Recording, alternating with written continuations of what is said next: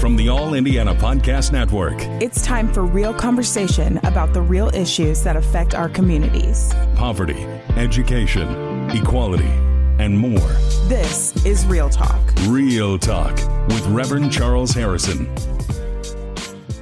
Welcome to Real Talk on the All Indiana Podcast Network.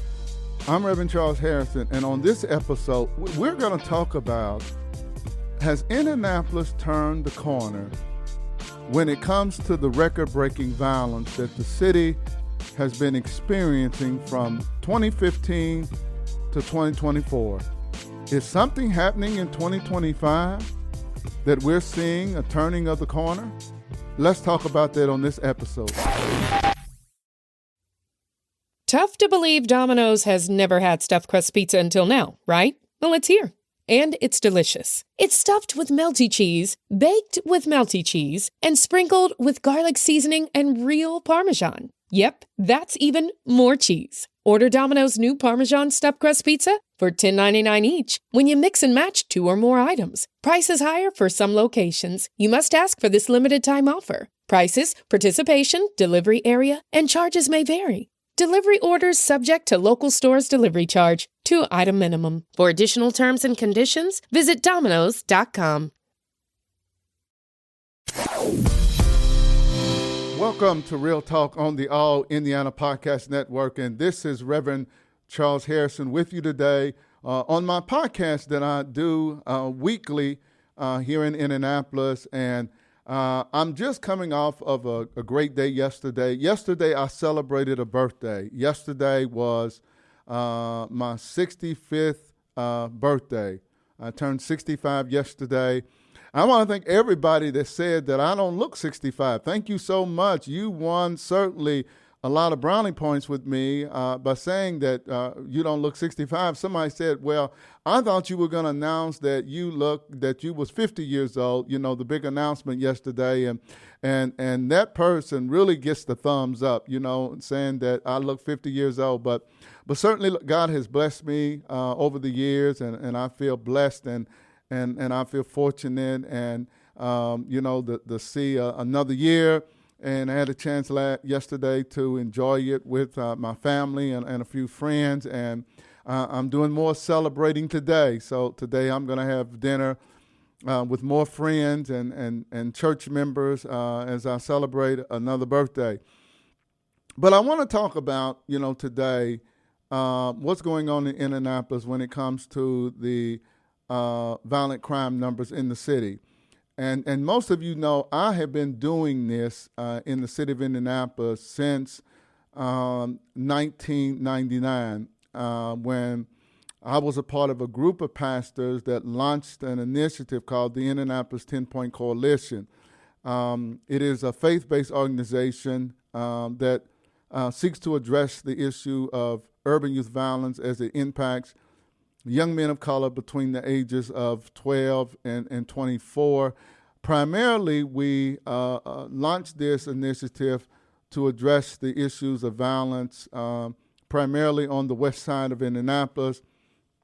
In the at that time, it was called the United Northwest area, Highland vicinity, Crown Hill neighborhood, Butler Tarkington, and Mapleton Fall Creek. In the late 90s, certainly some of those neighborhoods were some of the leading neighborhoods in the city when it came to violent crimes, particularly homicides that impacted young black males. So I got involved in that. So I've seen a lot. You know, I've seen all of the trends going back from 1999 up until, you know, this year. So I've seen the highs and the lows in the city when it comes to violent crimes. I've seen, you know, what's driving the violence. You know, I've been on the ground when the city was experiencing problems with gangs and cliques that was generated. Basically, the violence was being driven by the drug trafficking in the city. And, you know, I've been in a lot of homicide scenes. I've seen a lot of people killed. I mean, I've just been out there. And, you know, I've seen the highs and lows, you know, from probably 1999 to about 2012, the city averaged about 96 criminal homicides a year, and about, I think on the average, it was 114, 115 criminal homicides a year. And at that time, the city was known in Indianapolis as, one of the cities that had the best, violence reduction initiatives in the country. We was known for our Weed and Seed initiative in Indianapolis, partnerships with the city, law enforcement, all branches of law enforcement and neighborhoods, grassroots organizations, and anti-violence groups. I mean, it was strong in Indianapolis, and I still believe that's one of the strengths of the city. And it was the partnership, back then, when you talk about from 1999 to 2012, it was the partnership between the courts, probation, the prosecutor's office, law enforcement, and the community, what I call the village. We worked well together, particularly in areas of the city that we were experiencing the highest level of violence, and together, I thought we was doing some remarkable work. I really felt like in 2010, that year when we ended the year with 93 murders that year, criminal homicides, that we could have got that number below 90. I really felt that way. Unfortunately, there were some changes made in the strategy. The City County Council got involved in it and made some adjustments to the crime prevention initiative and dollars. And I've always felt like that was a mistake. I felt like that was a mistake, and maybe they didn't mean to do it that way, but it was a mistake. And I thought that was the beginning of the rise in violent crimes that we started seeing in the city of Indianapolis. We went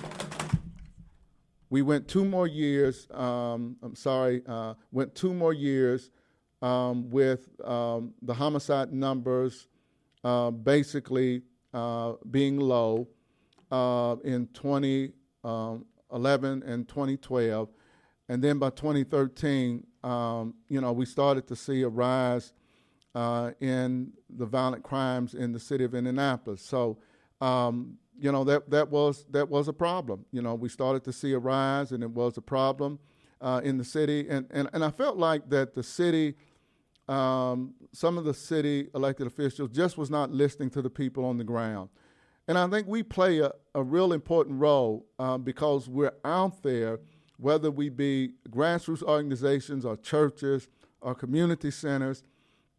We see what's going on in the neighborhoods. We're talking to residents in the neighborhoods on a regular basis. We know who the people are that are most likely are going to be the ones that are either going to be the suspects or the victims of violent crimes. And when you're out there and you're engaging people, you have a feel for what's going on in the streets. And I just felt like for several years, our voices was not being heard. And I think that was one of the mistakes that was made in this city, is that the voices of the people who are out there in the streets, who had the pulse of the neighborhoods, were not being listened to, who could have helped, particularly in those critical years where we were just seeing this surge and escalation in the violence, along with the police officers who, are there 24/7, basically, IMPD.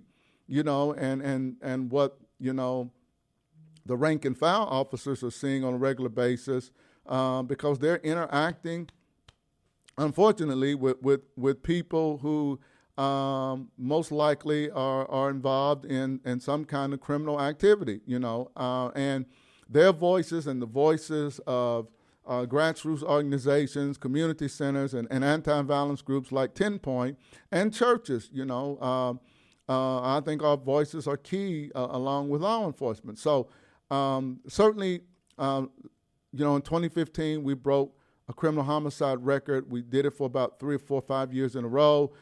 We have seen from 2015 to 2024 the highest level of violent crimes in the history of the city. But there's some good news.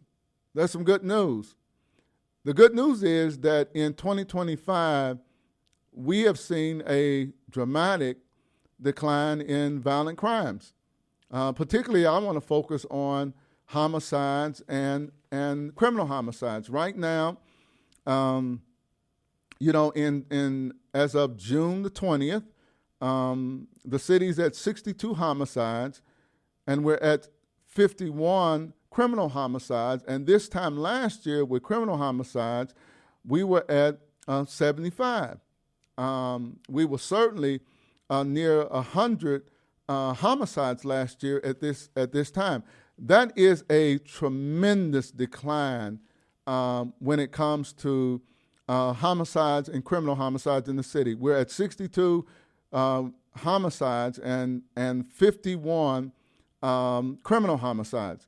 We have not seen these kind of numbers since 2013, when the city ended that year with 142 homicides.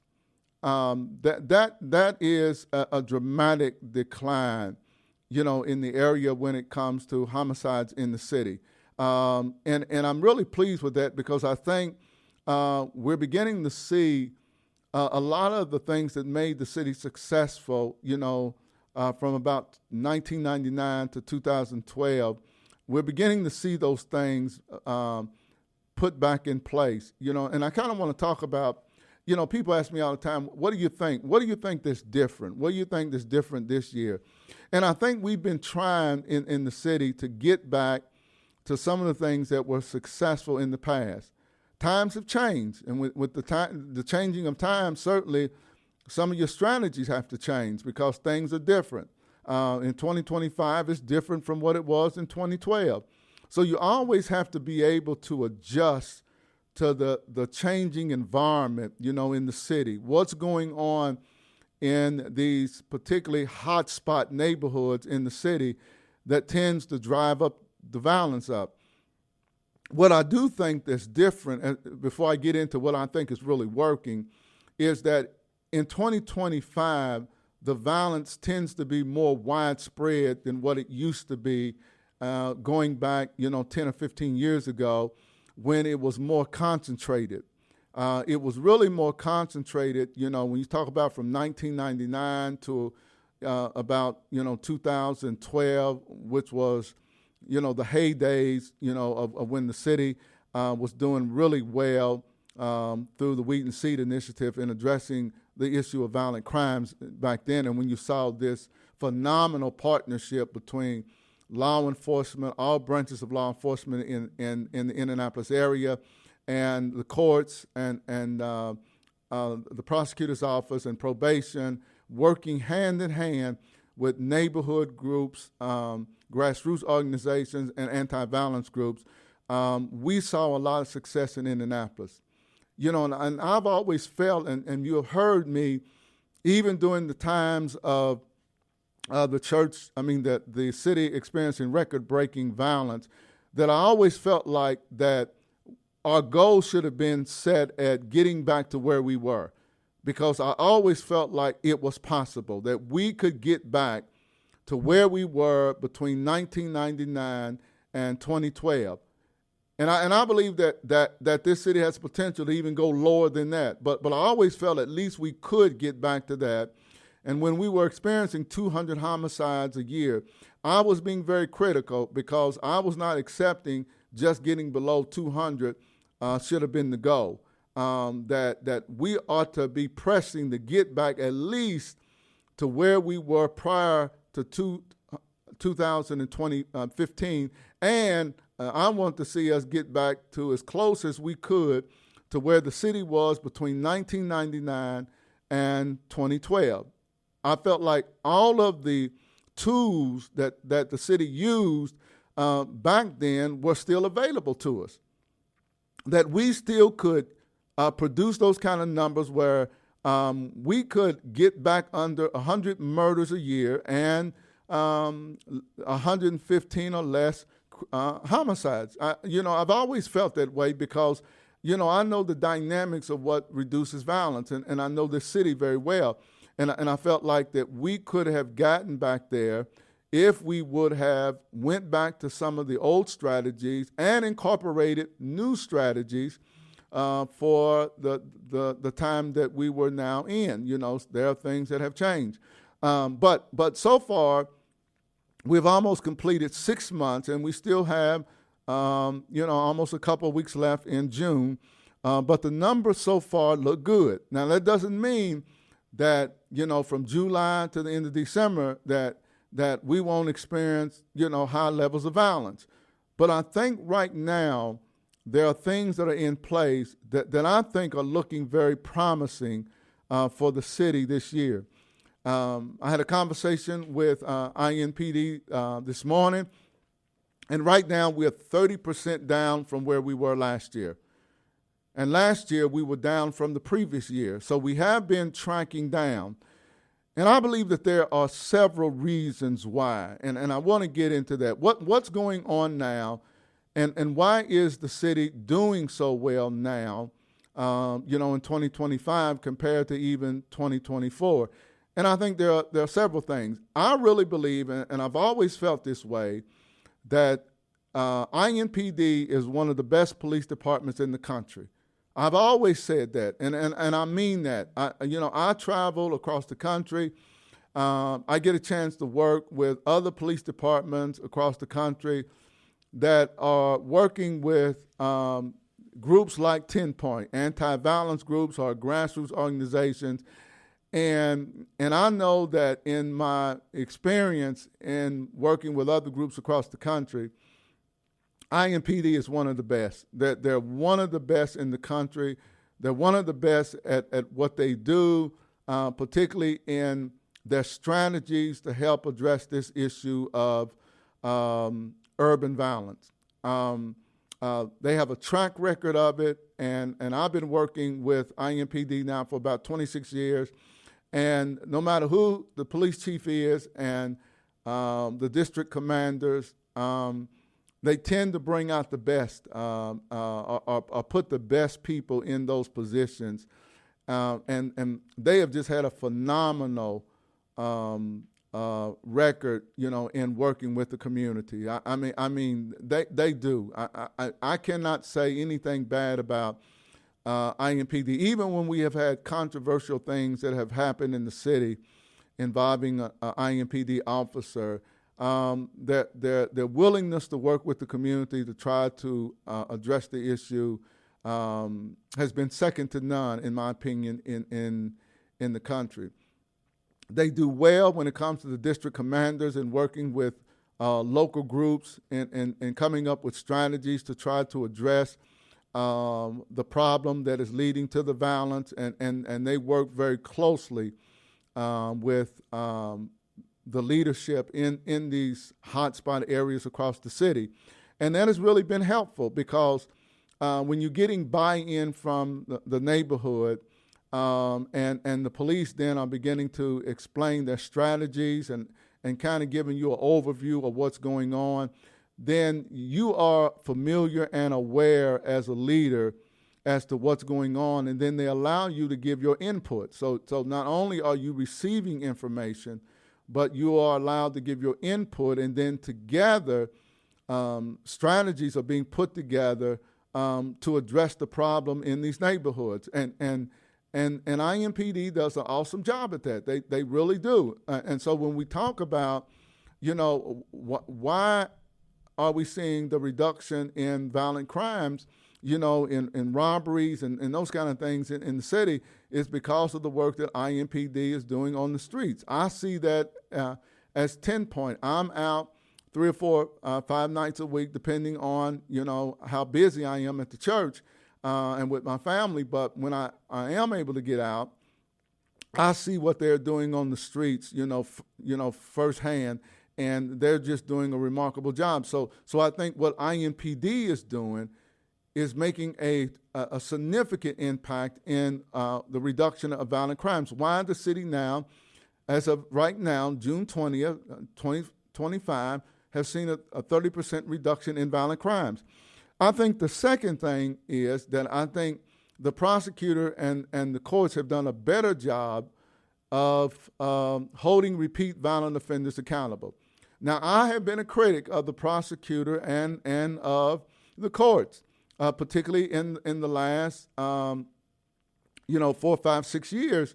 I just felt like that they were not holding repeat violent offenders accountable. And in the work I do and what I see out on the streets, there are certain individuals that we call them hot people or hot groups out there. These are the individuals that are most likely are going to be the suspects and the victims of violent crimes. They have a history of violence. And one of the complaints that I had was that there are certain people that are being arrested by IMPD, but they're right back out on the streets.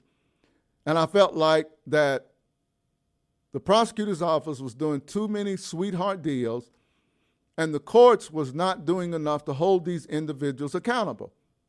And I was very, very critical about that because I know 1 or 2 people in a neighborhood can make all the difference in the world if those individuals are the ones that are driving violent crimes in the neighborhood. So that if you remove those individuals, then you reduce the likelihood of violent crimes. But when you have, whether it be a drug dealer or a gang member that is constantly involved, or a young man or young woman, a part of a clique, they're constantly in the middle of violent situations in the neighborhood that leads to either somebody being stabbed, shot or injured, or shot or killed, then those are the individuals that you want off the streets. You don't want them on the streets in your neighborhood because you know them being on the streets, what it's going to lead to. And there are lots of those kind of individuals in neighborhoods all across the city.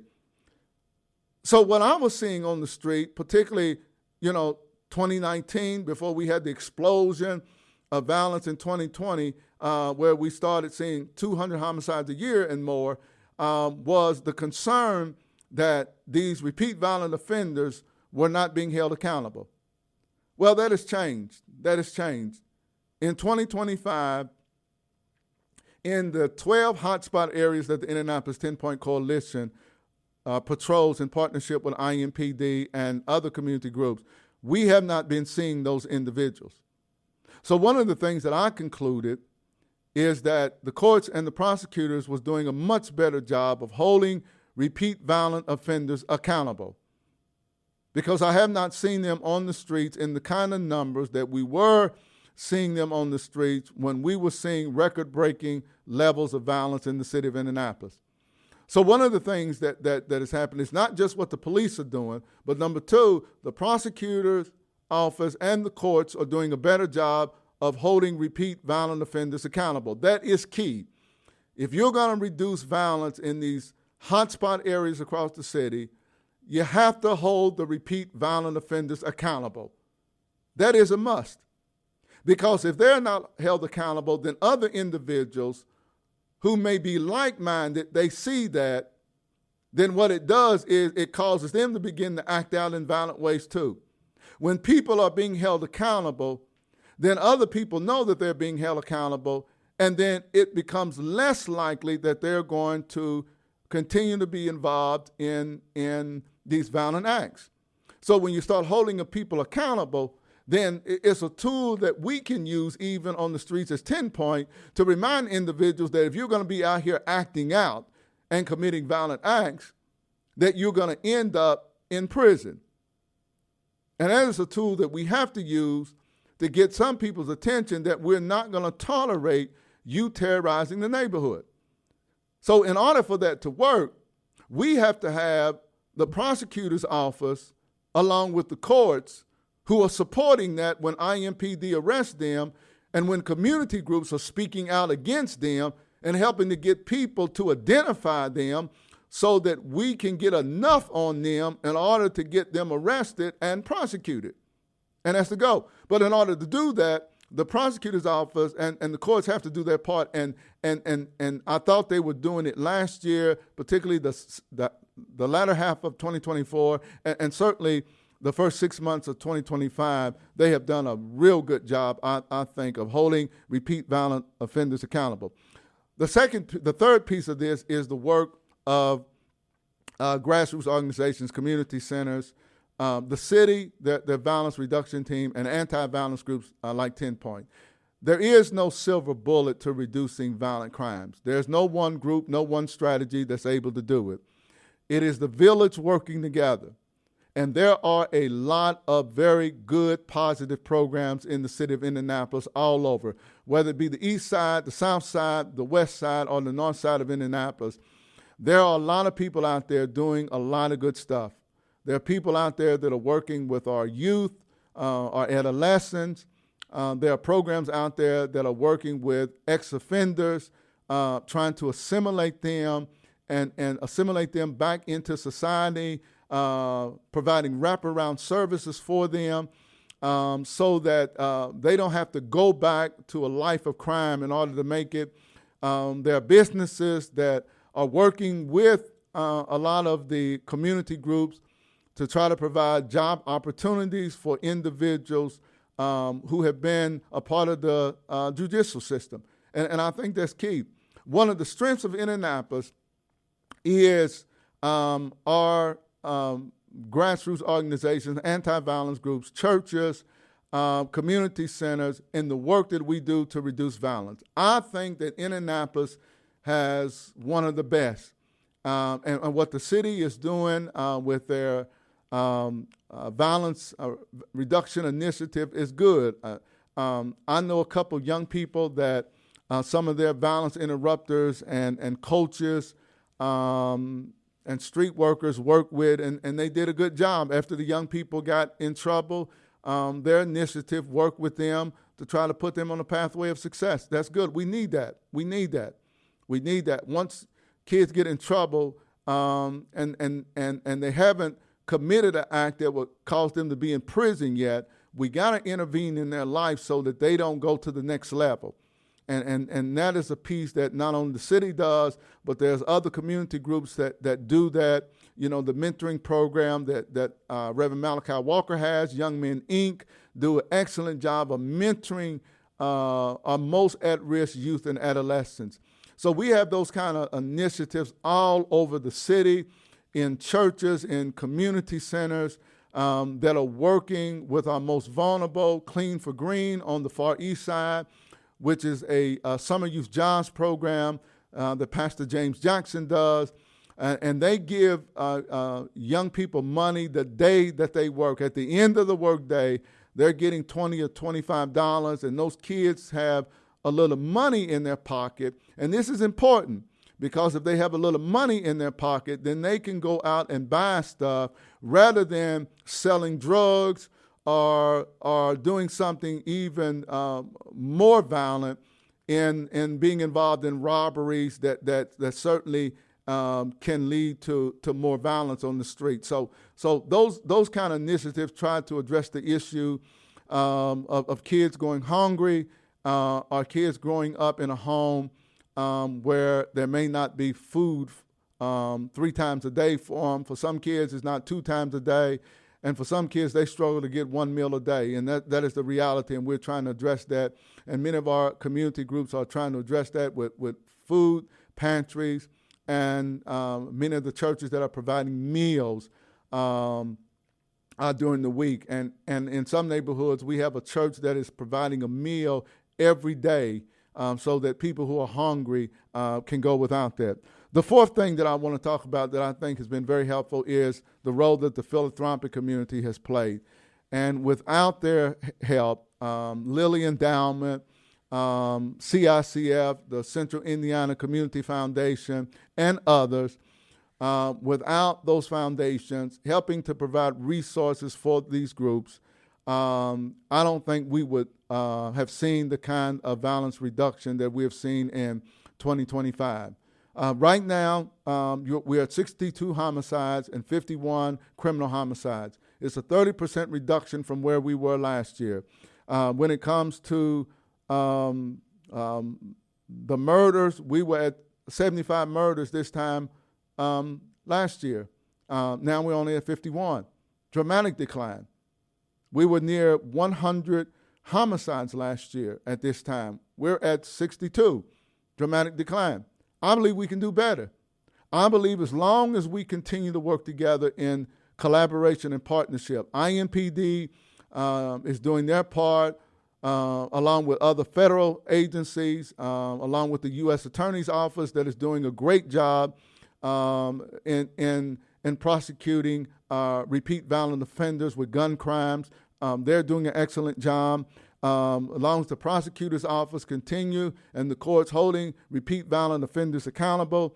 And the village continues to do their work, and the philanthropic community continues to support that with resources.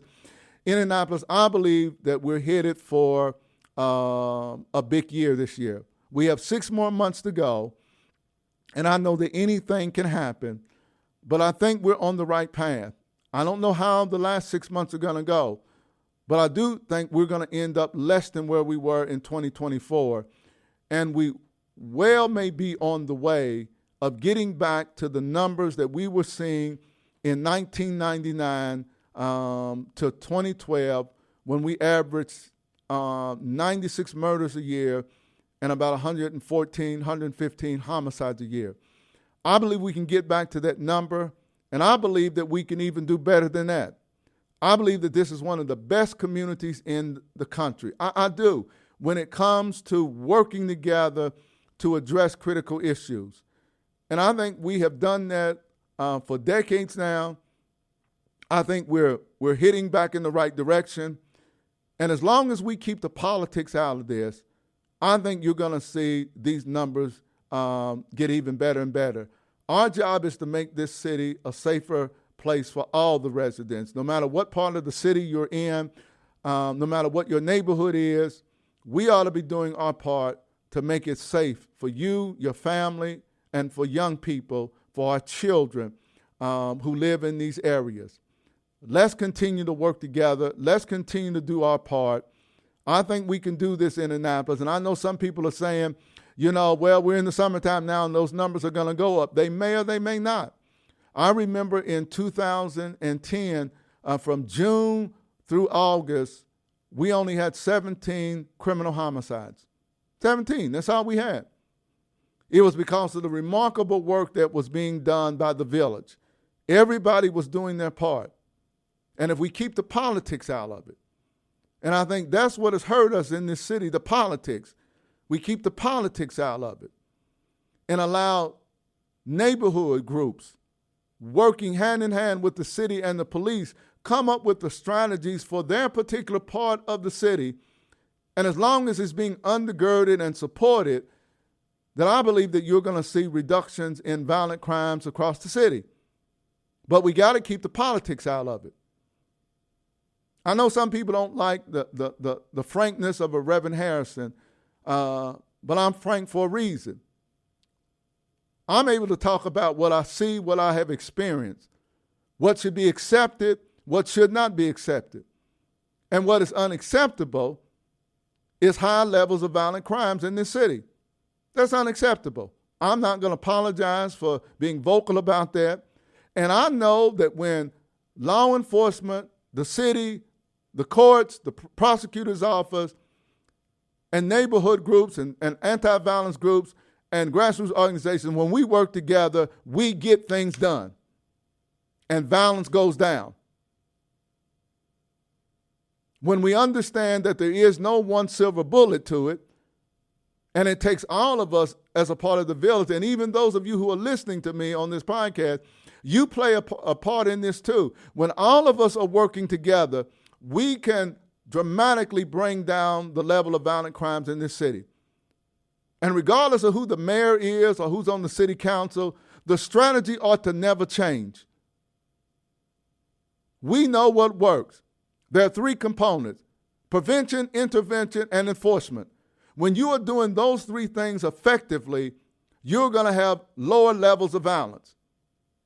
In the city of Boston, they have had decades of low levels of violent crimes, regardless of who the mayor was. Why? Because they understand that when you have initiatives that focus on prevention, intervention, and enforcement, you're going to produce lower levels of violent crimes. So whoever the mayor is and on the city county council, it should not change. The same groups that are doing it now, if they're willing to do it when we get a new mayor, then they ought to be supported. It is when we play politics with this is the reason violence got out of hand in Indianapolis. We should have never experienced almost 10 years of the highest level of homicides and shootings and stabbings in the history of this city. Should have never happened. Should have never happened. And we ought to all be vocal so that it does not happen again.